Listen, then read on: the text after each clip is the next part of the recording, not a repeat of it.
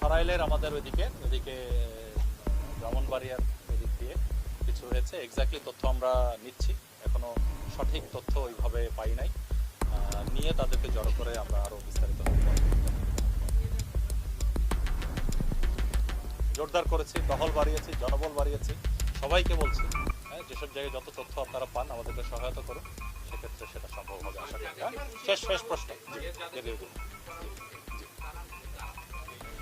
তারা আপনার মূলত বাংলাদেশি, যারা গত কয়েক বছর থেকে ইতিপূর্বে ইভেন 20-30 বছর আগেও ভারতে বিভিন্নভাবে গমন করেছিল। তবে আমি আবারও পুনরাবৃত্তি করতে চাই, যারাই গমন করে এটা হস্তান্তর গ্রহণের একটা প্রক্রিয়া আছে সুনির্দিষ্ট, সেটা ফলো করা হলে দুই দেশের জন্যই ভালো হবে। আর এদের মধ্যে আবার যারা অনেক আগে 20-30 বছর আগে গেছে, তাদের সন্তানাদি তারা ভারতেই জন্মগ্রহণ করেছে। তো তাদের নাগরিকত্বের বিষয়েও একটা বিভিন্ন বিষয় জটিলতা সৃষ্টি হওয়ার একটা সম্ভাবনা আছে, মনে করেই কি এরা প্রশ্ন করছে বা কী কারণে আমরা জানছি না। এটা ডিপ্লোম্যাটিক চ্যানেলে এনগেজমেন্ট হলে আরও ভালোভাবে বোঝা যাবে। তবে আমরা গ্রাউন্ডে আমরা সতর্ক আছি।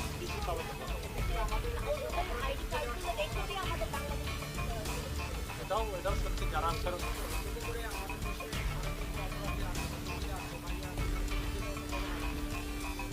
মানে সম্ভাবনা, তো কোনো কিছুর সম্ভাবনাকে উড়িয়ে দেওয়া যায় না, হ্যাঁ, সব দিক থেকে সকল সম্ভাবনা রয়ে যায়।